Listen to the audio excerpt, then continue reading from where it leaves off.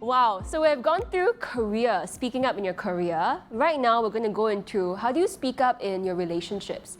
Not just your romantic relationships, but family, I think the next speaker that I'll be bringing up, she is a breakup and relationship coach, but a lot of the tips and the stories that she shares is going to be very applicable in any tough conversation that you might be having at this point in time. Ambra is a breakup and relationship coach helping high-achieving individuals build better and healthier interpersonal relationships. Through the challenges of her own 7-year relationship breakup, Ambra developed a strong belief in herself and overcame her biggest fears, battling her eating disorder and even starting her dream business during COVID period. Ambra will share some practical techniques to help all of us here start vulnerable conversations, set boundaries, and identify when a relationship has passed its expiration date. She'll also share about how we can nourish our current relationships and courageously open up crucial conversations in order to avoid resentment building up and to ensure healthy communication. Her ultimate goal is to help individuals build stronger and healthier interpersonal relationship. And if I were to add on, to love themselves as well. Ambra is there like, yes! So give a round of applause to Ambra! Hey girl! Hi girl, hey! Thank you for being on the show. Yeah, thank you for having me. So I knew Ambra since, 3 years ago. Yeah, when you first started like your whole coaching business. Yeah. Yeah. Ambra, please introduce yourself. I've done the formal introduction, so maybe you can do like a more intimate, casual one. Well, I'm Ambra and I help women heal after their breakups and release unhealthy relationship patterns. Yeah. So what got you to becoming a breakup coach? I mean, you did mention in your intro and you share about this often that you had to leave a 7-year-long relationship. Yeah. What about that experience inspired you to be a coach today? Yeah, that's such a great question. So I think, so I left my 7-year relationship, and during that period of time, it sort of made me realize that I didn't know how to be by myself. I was very codependent on my partner, so that really led me to stay in a relationship for like a really, really long time. And so I decided that, I needed to learn how to love myself first, just for myself. And yeah, so that's kind of my story. But I'm curious, like, what was that? Were there many trigger moments, or was that one trigger moment where you're like, hey, this is not working out? Because I'm speaking from just thinking and maybe some experience that sometimes it's easy to be very comfortable in your relationship, and when you're seeing this person every single day, or maybe texting this person every single day if you don't see them every single day, it becomes your quote-unquote new normal. So how do you know when, hey, this is not something that is going to be working out and is past its expiration date? How do you know? I think it's when you start to, like, you realize that you're really unhappy and in the relationship. You see that you guys have very different visions of the future. You realize that you keep like fighting, quarreling over the same thing, and you realize that you've stopped loving the person in front of you, and you're so stuck. Like there's this image that you have. You keep clinging on the potential. You keep going, okay, like maybe once he cheats. Even just that, like cling on to potential. Yeah, I love that quote, that statement that you just said. When you find yourself clinging on to potential, that's a hint. Yeah.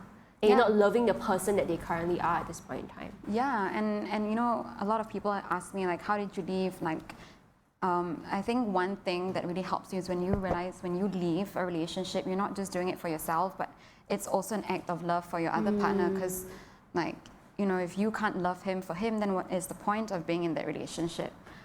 So that was like a big shift for me. I think a lot of people think, oh, this is gonna hurt the person, but in the long term, like, are you the best person to love whoever you are with at that point in time?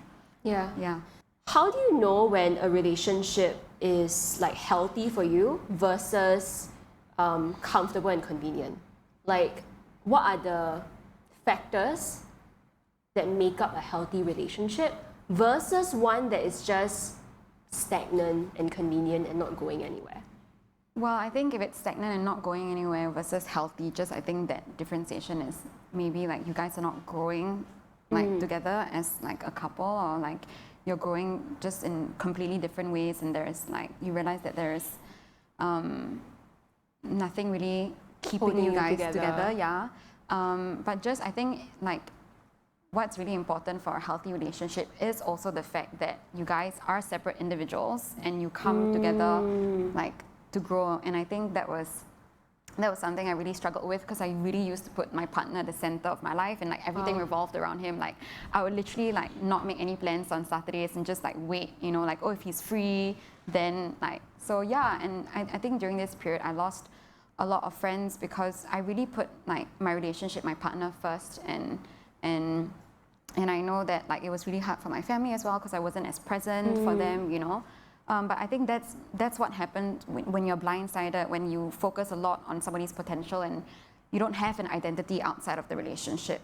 Yeah. So how do you create an identity outside of the relationship? And before you answer that question, just even elaborating a little bit more, I think this applies for other forms of relationship as well, because sometimes we can get so caught up with that thing that's in front of us, whether it is in the career or, you know, our relationship with our boss. Like, it's not the best boss, but you're thinking, you know what, it can't get better. Like, there's always this silo identity where you're just so narrow-minded because you're in that moment and you're just trying to make this thing work, and it's so hard to see outside because you're in this thing. Right, yeah. So how do you then break out of that and remember to create a sense of identity with yourself? Yeah, I think it's first off to acknowledge that you are your own, like you are an individual, and to do the things that you like, to maintain like those, like go out and meet your friends, do your hobbies, like focus on what's important to you. And the only way for you to do that is for you to see that like your happiness, your needs are equally as important as that of your partner's, right? Like when you are putting them up on the pedestal, like I can give you all this advice on like what things to do to not lose yourself, but if you don't have that perspective where you're like, no, I'm as important, then it's gonna be hard for you to like take on what I've just said. Okay, makes so sense, right? It makes sense, but like, so now I want to ask you, if anybody in the audience feels like they're not important, what will you tell them? Oh, wow, girl. I'm not going to ask anyone, because I feel like, I don't know, people might be going through this, people who are watching this recording might be going through this. So what will you say to them? I mean, obviously, if they're feeling that way, obviously remind them that they are important and that they are enough. And but I think, you know, when you ask me that question, I feel like the words that I say will not be able to land to them in a way that they need to hear. So I think one of the things that I do with my clients is I get them to sort of close their eyes and tap in and ask themselves, like, what do you need to hear right now in order for you to feel important, in order for you to feel enough, in order for you to feel loved, right? Because that's why, like, I truly believe that external reassurance, like, it can only do so much. Like, I can tell someone, like, you are important, but if you have a thought that, like, no, that isn't true, it doesn't matter what I say.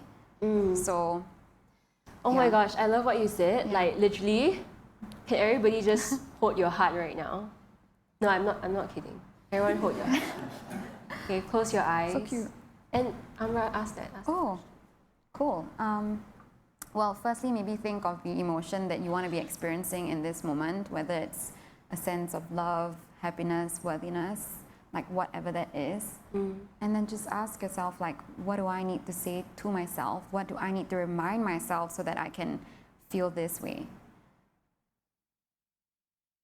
So for me, it's like love. And so the thought that I have right now is, like, Ambra, like, I love you even if, like, you mess this talk show up. You know, it's like really, like, really just like appreciating and loving myself, like, regardless. Yeah, and I think that's so important. So anyway, that's kind of Thank you, like everyone, for doing that with us. I mean, when I did that, the feeling that I wanted to feel was like enough. So I think what I told myself in my head was, it's okay to rest. Yeah. Oh my gosh, I know this about Ray, and she is a massive I am a massive workaholic. So Yeah. I'm serious that I just thought about this a few days ago, Yeah. and I was thinking that I feel like an egg sometimes, like just a pancake on the floor, and I just want to lay there An egg, like a fried egg. Oh, Yeah. okay. Sometimes I feel like like a sunny side up egg. I don't know. Well, Okay. It can be a broken egg. Okay. Like sometimes I feel like an egg and I just want to lay on the floor. Yeah. And that's okay. That's okay. I can be an egg sometimes. You don't have to have it all together. Yeah. Yeah, that's a great exercise. Thanks for leading us through so that. welcome. Yeah, and I love the exercise because it reminds us to tap into our own inner wisdom. Yeah. I think that sometimes, or too often, we look for others to validate us, or we need other people to tell us that things are going to be okay. But it kind of hits different when you do that for yourself. Yeah, it really, really does. Yeah. It really, you feel so powerful. Like I think learning all of these techniques on how to like self-soothe and like be my own source for like a lot of my emotional needs, I feel like really empowered. Like okay, you know, like even if there's no one else in my life, like I've got me, you know, like I have my own back. So yeah. I think ultimately it's important to create a habit of listening to your own voice. Do you have a personal habit like that? Like what do you do Every to single build day, that relationship non-stop. with yourself? Like I see you at the beach, journaling, you know. Yeah. I mean, I literally like journal all the time. Whenever I notice I'm feeling a bit sad, then I'll really like pause. No matter what I'm doing, I'll be like, I'm noticing I'm feeling sad. Okay, why am I feeling sad? You know, like I do it throughout the day. You know, at night, I will like hug myself. I even hold my own hand before I sleep. Like I'm not even kidding. Like I literally do Really? this. Yes. I'm like, oh my gosh, I'm sleeping with you tonight. I love you. Like. Not even as like No, really. but we need to do that more to Yeah, ourselves. because I feel like self-love is not just words of affirmation, right? It's like touch. There's so many different aspects to it, and like I don't care if people think I'm weird or silly. It's just like whatever makes me feel good, you know. So yeah, you can see me doing weird things around the house. No, but seriously, sometimes. like the work that Ambra does with her clients, because the people that she works with are literally people who are like in high positions, who are doing well in their careers, right? Ambitious women, and maybe some men, but like mainly women. Yeah, mainly women. Yeah, so like career, you know, they're doing super good in their career, they speak up in their career, but in their personal lives, in their relationship, they're suffering. Yeah. And that's the hard part. Yeah. It's almost shameful, right? And embarrassing, I can imagine. Yeah, and you know, I kind of wanted to talk about that, like, you know, why do we what stops us from really speaking up in our relationships? Yes. Like, why are we able to do that at work, but then not in our relationships? And I think the key thing I always tell my clients, like, you can be super clear of what your boundaries are, but like, if you are not able to overcome your fear of losing that person, you'll never be able to. Like, you'll never be able to set boundaries, right? And then if you're really scared of losing this person, you really have to ask yourself, like, why? Do I feel like this person is fulfilling a need that I don't know how to meet within myself? Because that was me. Like, I used to close a blind eye to so many hurtful behaviors, right? Like my ex-boyfriend, like I would be sick and then he would want to go out, and then I'd just be like, okay, I'm sick, it's okay, like you can just go out and I'll just stay at home, and I wouldn't really speak up for myself. Yeah.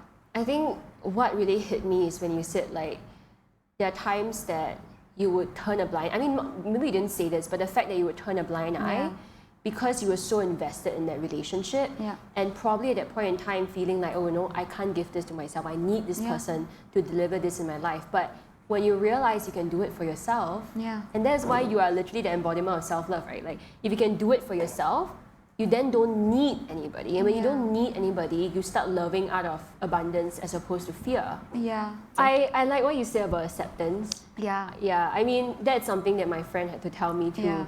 You know, I mean, case in point, I was in a relationship too, and I was really afraid to bring up to my partner about something that I knew was going to be a deal breaker.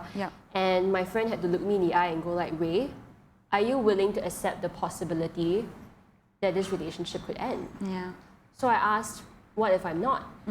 He said, well, then you would just be living in your not theme. That means you won't be aligned and not doing what you want and just flowing in this relationship, even though you know that it's not something that you want. And you're just going to have to deal with that. You're going to have to suck it up. Yeah, and I think... Is that what you want? Yeah, basically? and honestly, coming to terms with that is really, really hard. And I think, you know, this is also why I sort of struggle. Like, when you still love the person, like, you're trying to fight again, right? I think that's why that sense of acceptance first is really important, because like you don't want to be when you do have that conversation, you don't want to be in your head like fighting. Okay, or yes. manipulating the conversation, right? And trying to sheave it towards a certain direction. Because if you don't have acceptance, maybe you'll say certain things to try to make them say a certain thing. Oh, right, to have like go into your So then the question would be, how do you reach that point of acceptance? And I know that there's a lot of inner work. This is why people work with Ambra, right? Yeah. I mean, it's not something you can answer just like that, because it takes a lot of back and forth. It takes a lot of inner work. It takes a lot of looking back in our past. But if there was some higher level universal principles or philosophies that you cling on to that remind you that it's going to be okay in the end, is there anything that reminds you that it's going to be fine for you to be in that place of acceptance? Oh, well, I mean, I truly believe that we can all like overcome anything that life throws at us. Like I always believe that we are a lot stronger than we think. But I think, I don't know if you asked me this, but I think in order to get into that state of acceptance, there's also that stage where you need to go through of like grieving the loss of what could have been. Yeah. You can't just go into that stage of acceptance. You've got to spend that time grieving and being sad. And it's quite interesting, when I left my 7-year relationship, right, I wasn't crying every day. And the truth is, because I had like the last 3 years, the relationship was gone. Yeah. I was already crying. Yeah. Yeah, so in order to get to that sense of acceptance, you really need to come to terms first with, okay, because when you leave a relationship, again, you're losing your sense of self, you're losing, like I said, what could have been. So there's a lot for you to process before you get up to that stage. Acceptance, as well as creating and making sure you create a sense of identity. Yeah. So that when you have come to that place of acceptance, you are willing to let go because you know that you're still who you are. Yeah. I think these two things that you mentioned is really strong, and I think it's so important, not just in romantic relationships, but your career as well. Yeah. Because if you identify yourself as a consultant or as an XYZ, what if you lose that job? Or what if you lose your ability to do that thing? Yeah. Sometimes you will lose your sense of identity if that is everything you built on. Yeah. Right? I mean, there are athletes who lose their legs. Yeah. What happens after that, right? So it's so important to create that sense of self. And to wrap up, right, I want to just ask Ambra, whether we are single, in a relationship, whatever status we're in, what do you think is the most important thing to do for ourselves to strengthen our sense of self?